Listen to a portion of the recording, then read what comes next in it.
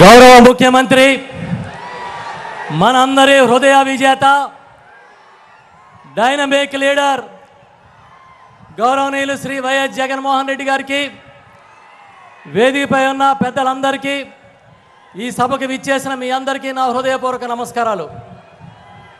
సరిగ్గా 5 సంవత్సరాల క్రితం ఎన్నికల ముందు 2019 ముందు కాకినాడ రూరల్ నియోజకవర్గంలో విజయ శంకరావాన్ని తొలి సభలో పూరించి ఎన్నికల ప్రచారాన్ని ప్రారంభించిన మన నాయకులు మళ్ళీ ఇప్పుడు నామినేషన్ల పర్వం ప్రారంభమైన వెంటనే కాకినాడ రూరల్ నియోజకవర్గంలో సభకు రావడం అదృష్టంగా భావిస్తూ ఉన్నాం. మనందరి తరపున థ్యాంక్ యూ సీఎం సార్ అని గట్టిగా చెప్తూ ఉన్నాం. సార్, ఎప్పటికీ గోదావరి జిల్లాల్లో మీ పాదయాత్ర ఎంటర్ అయిన ఆ దృశ్యాలు మా కళ్ళల్లో ఉన్నాయి. ఆ రోజు గోదావరి బ్రిడ్జి అల్లల్లాడింది జనం తాటికి, మీ అభిమానుల దాటికి మీరు నడుస్తున్నప్పుడు. మళ్ళీ ఇప్పుడు చూస్తే గోదావరి జిల్లాలో మీరు ప్రవేశించినప్పుడు ఆనాటికన్నా 100 రెట్ల ప్రేమ కనిపిస్తూ ఉంది.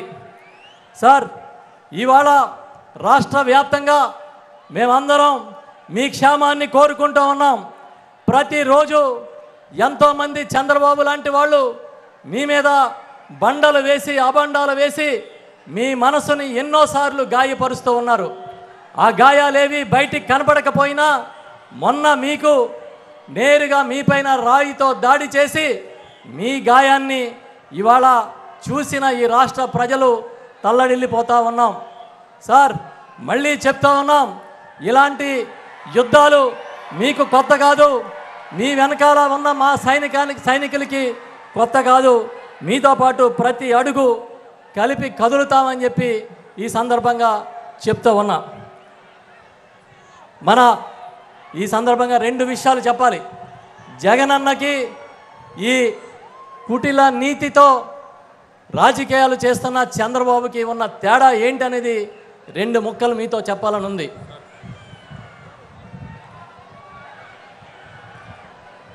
సార్, మీతో పోలికే లేని నాయకుడు తన మంది మార్బలాన్ని, మీడియా బలాన్ని వెనకేసుకుని ప్రతిరోజు బురద జల్లే కార్యక్రమం చేస్తూ ఉంటే అసలు మీతో పోలిక అని మేమందరం అనుకుంటూ ఉన్నాం. మీరు నాణ్యమైన వైద్యాన్ని అందిస్తానంటే చంద్రబాబు నాణ్యమైన మద్యాన్ని అందిస్తానంటా ఉన్నాడు. ఇది చాలు మీకు ఆయనకి ఉన్న పోలిక అని చెప్తూ ఉన్నా. సార్, చంద్రబాబుకి బిల్డప్ ఎక్కువ, పని తక్కువ. ఇవాళ సింపుల్గా చెప్పాలంటే చంద్రన్న కానుక అని ఆయన ఉన్నప్పుడు ఒక చిన్న కార్యక్రమాన్ని చేశాడు. ఏమిచ్చేవాడంటే చంద్రన్న కానుక కింద 1/2 కేజీ బెల్లం, కేజీ గోధుమ పిండి, 100 గ్రాముల హెరిటేజ్ నెయ్యి ఇచ్చేవాడు. ఇవాళ జగనన్న కానుకలు జీవితాల్ని, అది కూడా సంక్రాంతికి మాత్రమే ఇచ్చేవాడు. 1/2 కేజీ బెల్లంతో పండగ చేసుకోమని చెప్తూ ఉండేవాడు. కానీ ఇవాళ జగనన్న మీరిచ్చే కానుకలు సార్ జీవితాల్ని నిలబెట్టేవి, భవిష్యత్ తరాలకి తలరాత రాసేవి. ఒక ఇంగ్లీష్ మీడియం మొదలుకుంటే వైద్యం, విద్య, ఆరోగ్యాల్లో ఒక విప్లవాన్ని ఇవాళ మీరు సృష్టించారనే విషయాన్ని ఈ సందర్భంగా నేను గుర్తు చేస్తూ ఉన్నా. ఒక ఇంటి స్థలం, ఒక వైద్యం, ఆరోగ్యశ్రీ, అదేవిధంగా ఎన్నో కానుకలు ఇవాళ మీరు అందించి, చేయూత, భరోసా లాంటివి అందించి భవిష్యత్ తరాలని తీర్చిదిద్దుతూ ఉన్నారు. ఈ కానుకలు గొప్పవా, ఆ కానుకలు గొప్పవా అని ఈ సందర్భంగా నేను ప్రశ్నిస్తూ ఉన్నా. ఇంటింటికి మీరు పెన్షన్ పంపుతూ ఉంటే ఆ పెన్షను ఇవాళ ఇస్తున్న వాలంటీర్ వ్యవస్థ మీద దాడి చేసి అదేదో మిమ్మల్ని కట్టడి చేయగలుగుతామని వాళ్ళు భ్రమల్లో ఉన్నారనే విషయాన్ని కూడా ఈ సందర్భంగా చెప్తూ ఉన్నా. అధికారంలోకి వస్తే వాలంటీర్ల వ్యవస్థని నేను కంటిన్యూ చేస్తానని చెప్తూ ఉన్నాడు. అదే పెద్ద మనిషి తాను అధికారంలో ఉన్నప్పుడు పెట్టిన జన్మభూమి కమిటీలని కంటిన్యూ చేస్తానని చెప్పలేడంటేనే మీకు ఆయనకి ఉన్న తేడా, మీ విజన్కి ఆయన విజన్కి ఉన్న తేడా అర్థమవుతోందని ఈ సందర్భంగా తెలియజేస్తూ ఉన్నా. సార్, ఎన్డీఏని నమ్మండి అని చెప్తా ఉన్నాడు. ఈ మధ్యకాలంలో తనని నమ్మమని చంద్రబాబు ఎక్కడా చెప్పట్లే. ఎన్డీఏని నమ్మండి, మా కూటమిని నమ్మండి అంటా ఉన్నాడు. కానీ చంద్రబాబు పొలిటికల్ డిఎన్ఏ తెలిసిన వాడెవడు ఎన్డీఏ కూటమిని నమ్మే పరిస్థితి ఇవాళ లేదనే విషయాన్ని కూడా మీకు తెలియజేస్తూ ఉన్నా. ప్రతిసారి యుద్ధం యుద్ధం అని మాట్లాడుతూ ఉన్నారు. ఇవాళ వాళ్ళ యుద్ధం అంటే మీరు సిద్ధం అన్నారు. మీరు సిద్ధం అన్న వెంటనే ఒక్కసారిగా మేమంతా సిద్ధమని మీ వెనకాల వచ్చామనే విషయాన్ని తెలియజేస్తూ ఉన్నాం. సార్, చివరిగా ఒక్క విషయాన్ని మీ దృష్టికి తీసుకొస్తా ఉన్నాం.